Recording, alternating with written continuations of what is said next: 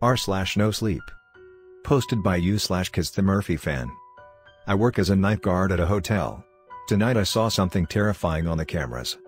I've been working at my local hotel for quite some time now and not once has anything out of the ordinary ever occurred. Maybe seeing the occasional person walk out of their room at midnight and catching them doing something odd could count, but nothing overall serious.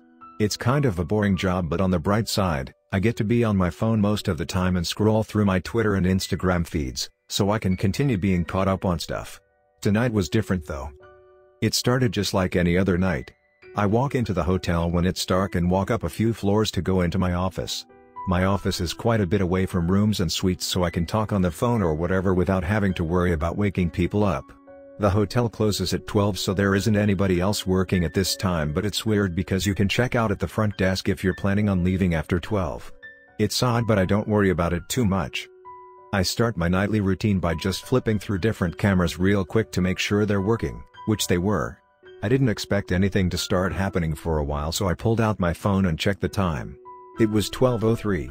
My shift ends around 5, right as the hotel opens, but sometimes they let me go at 4, so I never have that long of a shift.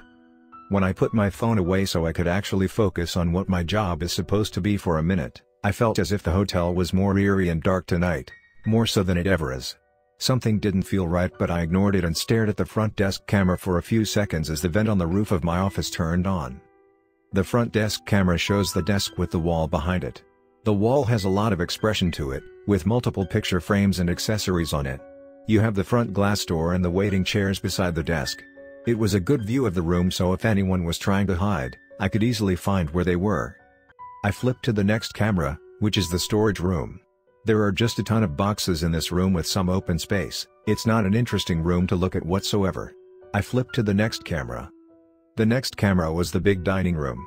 There are a lot of tables and an abundance of sections for seasonings, toppings, and desserts that you can get for yourself. This means that the next camera is of course the kitchen. It's pretty much a standard kitchen with a freezer in the back with its door open. I never actually noticed the freezer like this before, but I didn't bother looking closer because I figured the door was always open at night. Why do I continue working here? I grumble to myself. I flip to the next camera. I flip to the next camera, which, bang! I nearly jump out of my seat. There was a bang that sounded like it was coming from the kitchen that I heard from the camera. It was so loud that the sound came out distorted from the speakers and nearly blew my eardrums out. I turned the speaker volume down to make sure I wouldn't wake anyone up. I flipped back to the kitchen camera to check the noise out. I didn't see anything. The kitchen looked the same. I took a closer look. Nothing was knocked over. Everything looked the same. Knock. I heard a slight knocking noise. At first I couldn't tell where it was coming from. It was hard to locate, but then I heard it again, and this time I was able to direct it to the freezer. I stared at the freezer and tried to zoom the camera in to look inside to see what was causing the noises, but I didn't see anything. It was just pitch dark in there. The fuck? I murmur. I listen closely to see if any more noises begin, but I don't hear anything else. It's quiet now, but almost too quiet. I zoom out from the freezer to get a whole view of the kitchen to make sure it wasn't coming from anywhere else, but I didn't see anything. The kitchen was empty. There wasn't anything in there to cause any noises. I flipped to the dining room camera to see if it wasn't coming from in there, and I still didn't see anything. Nothing was knocked over or anything. I was starting to think I was just hearing things and I was being stupid, but I heard another noise coming from the kitchen. I flipped back to the kitchen camera and looked frantically, but still, there was nothing in there that I could see. At this point, I knew there was someone or something in here. But at the same time, I couldn't be sure because there still wasn't anything that I could see anywhere in there. I redirect my focus to the freezer. The sounds had to have been coming from in there. There was no other way. The freezer was so dark though, so I couldn't tell. I wanted to go down to the kitchen to check it out because I could technically do that if I wanted to. Blip. I heard my phone ring in my pocket. I cussed at myself from the current situation and pulled my phone from my pocket to see who was calling me. My best friend Jeremy was calling me. I sigh as I pick up and put him on speaker. "What's up, man, you at work?" Jeremy starts speaking into the phone, surprisingly pretty energetic, considering it was 12 in the morning. Yeah. I say into the phone, still paying close attention to the camera. "You sound tired. You good? Something going on?" Jeremy says, a little more serious now. I rub my face. I was already getting tired and I wasn't even a quarter into my shift yet. Yeah, I'm fine. I'm just hearing noises coming from the kitchen in the camera and I'm trying to figure out what it is but I don't see shit. You sure you looked everywhere in the camera? I'm sure. Maybe it's nothing, you're probably just hearing things. Wait, why'd you call me? I know nothing happens on your shift so I figured I'd call you to get you through it but I guess something is happening now. It's silent for a moment as I sit back in my chair and just think. This didn't make any sense. I keep my phone in my hand while I lean back up and keep looking. I mean, I could just go if you'd like so you can get back to work. No, we can stay on call if you want. I guess okay. I can help too, I don't have experience in this field though so to know how much I'll. Scratch, scratch. There was another noise in the kitchen. I immediately snap back alert and look around in the kitchen. What the fuck was making these noises? Jeremy, you heard that right? What the fuck? Yeah, I heard that. I continue looking and I start thinking that the only solution to find out what it is was to go down and check it out myself. Not something I wanted to do, as this was getting extremely creepy but I probably had to do it. Listen, I'm gonna go down and check it out myself, I can't see anything on this camera. I open the bottom drawer of my desk and look for my flashlight, but there was so much junk in there that my flashlight was hard to navigate. Damn it, it's gonna take me a minute to find my flashlight. Put me on FaceTime real quick, I can look so nothing goes out of sight. I think about it and figure out why not. I go into the call and switch it to a FaceTime call and turn my camera on. Wow, it's dark in your office, Jeremy laughs. I don't laugh back so Jeremy stops slowly and awkwardly. Yeah, but here, you can look, but you're not gonna see anything. I flip the phone camera so Jeremy can take a look at the camera.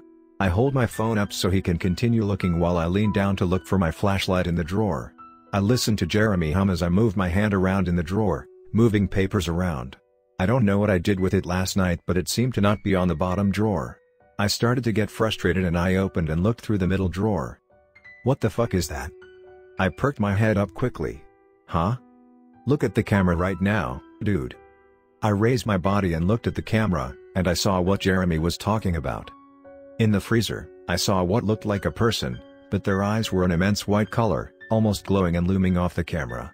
I saw them move their body around as they started staring directly at the camera. Don't go down there, Jeremy shakingly stops mid-sentence. I have to get them out, it's my job. I can't just let them stay in the freezer dude. I continue looking for my flashlight but I keep looking at the camera, not letting whatever it was out of my sight. It was still staring at the camera, almost staring right at me. I'm telling you right now, that thing is not a human. It's just a guy with bright eyes, I can get him out of here. Have you ever seen a man with those kinds of eyes? Think about that. I don't think this thing is a human, don't risk it. I have to, it's my job, you're just overreacting. Hold on, what the fuck? I keep my phone pointed at the camera but I slowly lower it as whatever was in the freezer starts to reveal itself. A lanky figure that looked like it had black goofer skin stepped out of the freezer, continuing to stare at the camera. It had a mouth but it didn't have a nose, and for being lanky, it looked like it had some muscle in its arms. Jeremy was right, it wasn't human, it had spikes on its back and its eyes were unnaturally white. It was almost hard to look at. It looked like its skin was almost drooping. I was lost for words, paralyzed in fear, unable to let any words out. I wasn't sure what I was looking at. I was finally able to say something. Jeremy, are you seeing this? I gotta go. I'm sorry, I can't stay on this call, but take my word, don't go down to the kitchen. I don't care if it's your job, I don't want you dying. Jeremy then hung up, abruptly. I slammed my phone down on the table. My best friend had left me all alone to deal with this thing and I didn't know what to do. It was still staring at the camera and I looked back at it, not able to do anything else. It was like someone had frozen me in time. Time in general felt frozen. I was going to listen to Jeremy though, no way in hell I was going down there. I didn't care if I lost my job. I wanted to cry though, I wanted to curl up in my seat and just quietly sob. I was basically powerless in this situation. This creature was making me feel powerless in itself by simply looking at the camera. It had no expression on its face, no movement, not doing anything, just staring, like it was actively looking through the camera lens, right at me. I watched as the creature finally opened its mouth and formed a crooked, sinister smile. Its teeth were ragged but sharp and nasty, like they haven't been brushed in years. They almost looked like wood. It was an ugly smile, and it looked horrific. When it finally stopped looking at the camera, it just turned around and started walking around the kitchen in circles, around the middle counter. It was staring ahead as it paced, but even with the random movement, it looked like it knew what it was doing in a way. It was freaky and disturbing, and my heart was beating fast because I also felt like everyone else in the hotel was in danger. In that moment of thought, I heard quiet footsteps coming from the entrance of the dining room. I looked at the creature one last time and it was doing the same thing. I flipped to the dining room camera briskly and saw at the entrance of the dining room a little boy walking in, looking around, clueless. I knew the kitchen was right next to the dining room and this boy was in serious danger. I didn't know what the creature was capable of, I didn't know if it would do anything, but I didn't want to take any chances. It didn't look like there were any adults around, this kid just waltzed in. The sounds must have lured him in. I looked down at the bottom drawer again and took a box cutter I saw and stuck it in my back pocket. I wasn't going to listen to Jeremy anymore because I couldn't bear to see a little kid in the same room as a monster, especially knowing what the consequences might be. I didn't continue looking for my flashlight. I opened my office door and peeked out. Every door on the floor was closed. People were still asleep. I breathed a sigh of relief as I tiptoed out of my office and down the hall, towards the stairs. I looked at the stairs. The staircase led directly down to the bottom floor. I put my foot on the first step, making a loud creaking sound. I winced but continued down with no issue. My heart was pounding, feeling like it was going to explode any second. I wasn't doing this to be a hero, I was doing this so nobody would die tonight. I didn't want to die either, but I also figured that this is my job, even if I didn't sign up for shit like this. I walked to the dining room door and started to hold my breath. I walked faster towards the door and walked in cautiously. I looked at the open kitchen and saw the creature still walking around the counter, still staring ahead, but it was walking a little slower now. I stepped back in fear, not wanting to go in anymore, but if it didn't see the boy walking around, it probably wouldn't see me, right? The creature was mumbling something, but it didn't sound like words, it sounded like raspy noises, like he was trying to talk but he can't put together words. It didn't sound normal. I slowly walk into the dining room, fearing for my life as I start to walk across the entire dining room, looking for the boy but keeping my eye on the creature at the same time. I try my hardest to not cause a creak in the floor because I didn't know if the creature would hear it and go after me or not. I took another look at it.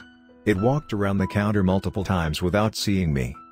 I look closely for the boy as I hear the creature's movement slow down more as I turn the corner to the other side of the dining room. I see the little boy in the middle of this side, staring directly at the creature in awe, like he was admiring it. My eyes widen as I look at the boy, and at this point, he had seen me and directed his attention to me as he smiles. "Hey, mister. How are you?" the boy says loudly at me. My heart drops and I look at the creature, who is now not moving and is now directly staring at the boy. I don't say anything back to the boy, instead standing in fear, the creature now walking out the side kitchen door towards the boy. I know something horrible was going to happen to him if I didn't do anything. I reach into my back pocket and grab the box cutter. The creature was now out of the kitchen and he was taking slow, steady steps towards the boy as I take one last look and throw the box cutter at it. The blade of the cutter hits the creature across the face and he instantly stops all of his movement. The boy was now looking face to face with the creature, his face a mixture of excitement and terror, and I could see what looked like blood coming from the side of the creature's face. It wasn't looking at the boy for long, as it started to slowly turn its head towards me, its bright wide eyes were like daggers looking at me, and I knew I was its target now. Looking at the box cutter to the other side of it on the floor, it then looked back at me and gave me a snarl. It gargled at me as it started to chase me on both feet to my surprise.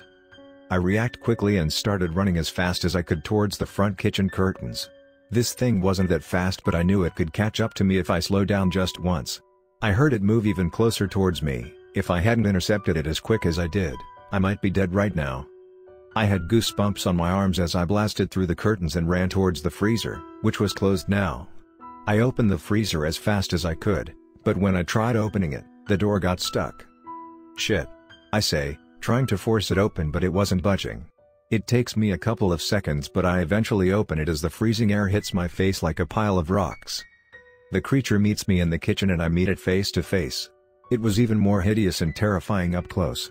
I went to grab it, but this thing was strong. The creature grabs me and throws me into the freezer as it raspily yells at me. I hit a metal cabinet back first and fall to the ice-cold floor, getting the wind knocked out of me.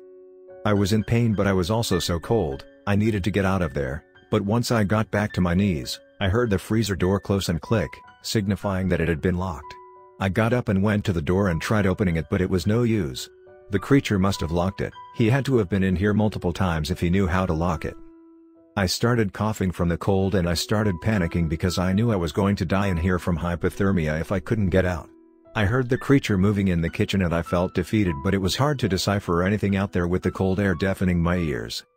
I put my head down and tried thinking, but just a second later, the freezer door opened and I saw the little boy in front of the freezer, his hand on the handle. "Quick, mister, get out," he says urgently. I was surprised, but I also listened and got out. I didn't see the creature at first, yet I felt its presence in the kitchen still. I look around for a second before going.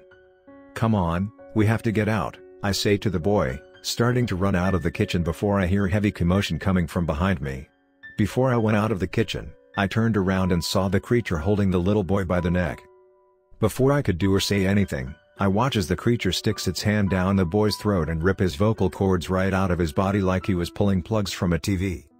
The creature lets the boy fall to the floor as the boy starts coughing and crying. I start shaking uncontrollably. I didn't want to move. It was like I didn't know how to move.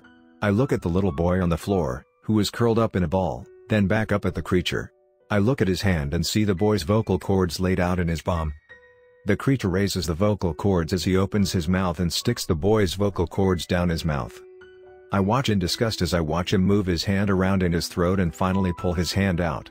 The creature looks at me and I hear him clear its throat and I realize, the creature couldn't speak before. The creature continues clearing his throat before finally saying something to me. I close my eyes in fear. "You shouldn't have come down here." The creature speaks in a deep, raspy, monstrous tone, setting fear in me as I try to search for words to say, but I didn't know how to respond. I start hearing multiple footsteps outside of the dining room. The creature looks at the wall, then back at me. The creature leans down and grabs the boy by the foot. The creature proceeds to chuck the kid down towards my feet as he continues crying. I jump at the impact the throw made as I slowly back up out of the kitchen, my mouth agape. I just wanted to speak. I hear the creature start making disgusting, weird noises while clearing his throat. Right as the doors to the dining room swing open, I hear the creature skitter away, out the other dining room door and only God knows where else. I turn around and see multiple people, maybe 5 to 6 of them, all in the dining room, looking at me. "Are you the night guard?" a middle-aged man says to me, looking at my uniform. I nod my head.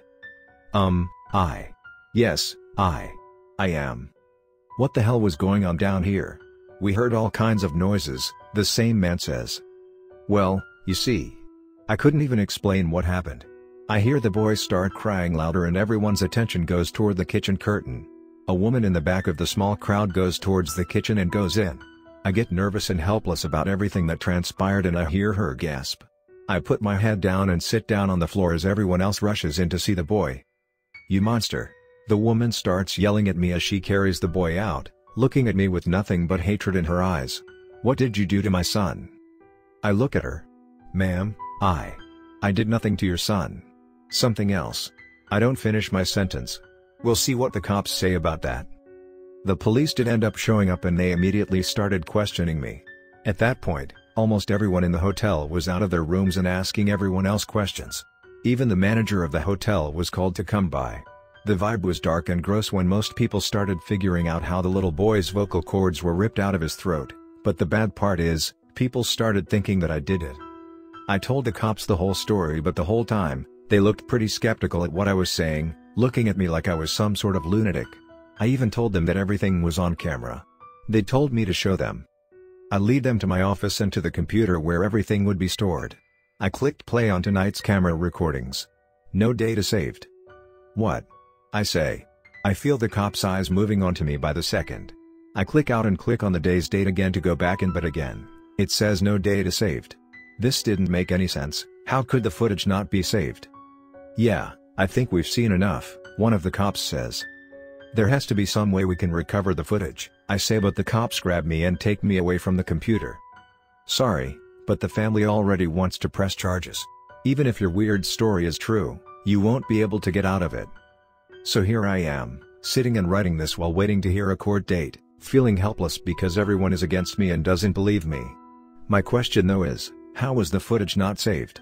The only way that could have happened was that someone manually went in and deleted it all, which never happens.